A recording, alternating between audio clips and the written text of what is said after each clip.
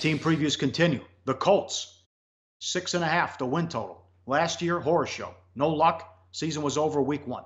4-12 straight up. 8-8 ATS. 10-6 to the under. Remember they put, the Wisconsin quarterback, Tolzien, started week 1 against the Rams. Oh my God, what a horror show. And then they traded for Brissett. Total offense, 2nd worst.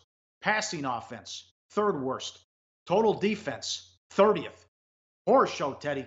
Now Ballard's the new GM. He replaced Grigson, who did a bad job. It's his 2nd year as GM, and it's. I know you have luck, and you don't know about his status. It's a total rebuild, Teddy. Grigson didn't leave him a good roster.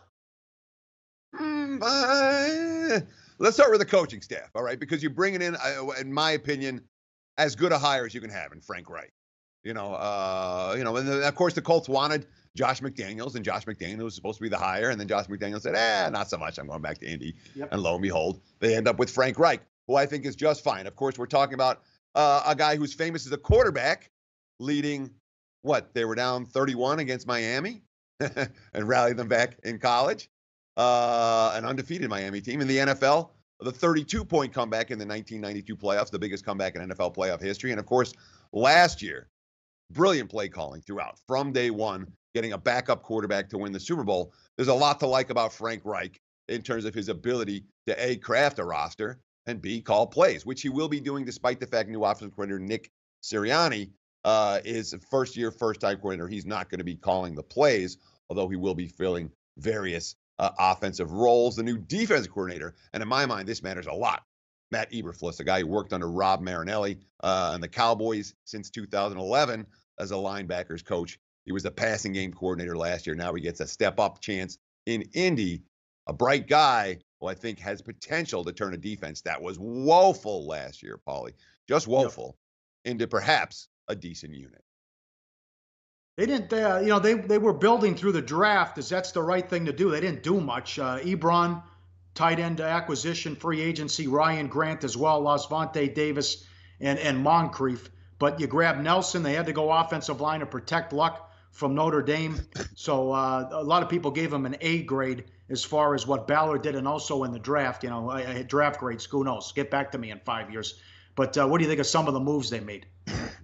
Well, it all starts with luck. I mean, forget about the moves for Indy. Yep. Indy's season depends on Andrew Luck being healthy. If it's Jacoby Brissett, look, Brissett was serviceable in a backup role.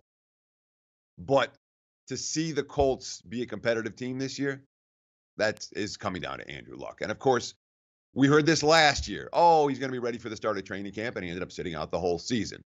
Here's the quote from the GM, Chris Ballard, during a recent appearance on Pro Football Live or something.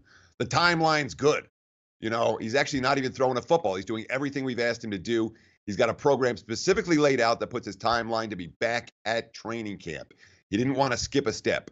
I don't know if he skipped a step last year, but I think he felt the pressure of coming back. Not rushing. I don't want to say rushing, but he felt the pressure of coming back, and he couldn't get back right. His body's in great shape. His arm feels really good. He looks the best I've seen him. He's just taking it step by step. Quote, we're looking at training camp as our target date right now. If Andrew Luck is back and healthy, we're not talking about a hopeless roster. We're talking about a roster, as you mentioned, you bring in a couple of decent receivers in Grant and Ebron to shore up the core, along with a decent talent level that they had. Certainly at wide receiver, it wasn't an issue. T.Y. Hilton got re-signed there. Defensively and on the offensive line is where the squad's had some significant issues. Of course, moving to pick up a guy like Quentin Nelson in the first round, likely to help that offensive line. Picking up Braden Smith in the second round, likely to help that offensive line. But it's certainly an OL and a defense that have question marks behind the Andrew Luck question marks, which is huge. But it's worth noting, if you think Luck is going to play this season, the Colts are lined 6.5 wins right now. If Luck plays, that number is going to skyrocket, 7.5, whatever. I don't know how high it's going to get. It will go up. So if you think Luck's going to play, I would bet Indy over today. You'll be in good shape when the market moves in August once Andrew Luck hits the playing field.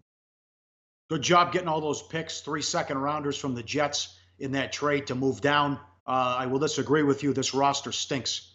Other than Hilton, he's the only playmaker on this team. So it's going to be, if Luck is banged up or can't go from the get-go, it'll be another long season. I mean, look at the running backs. Oh, my God. There's nothing to work with here. And if they got to be able to protect them, too, which I know they tried to address the offensive line.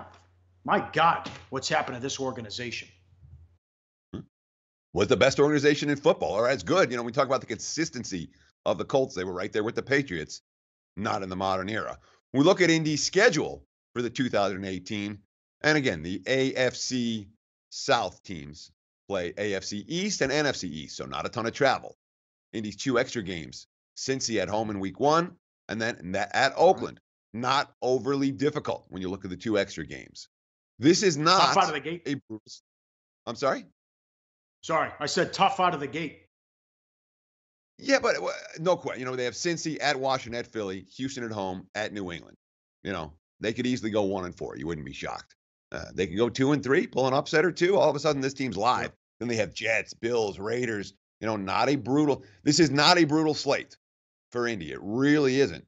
And if they can get out of that opening tough slate with a decent record, I lean Colts over. I'll tell you what, I already have Indy over in my pocket just because I expect Andrew Luck to suit up. Don't know if it's going to be a good bet in August, but I can decide what to do with it in August when the Colts are lined at 7 or 7.5 and not the 6.5 that are out there right now.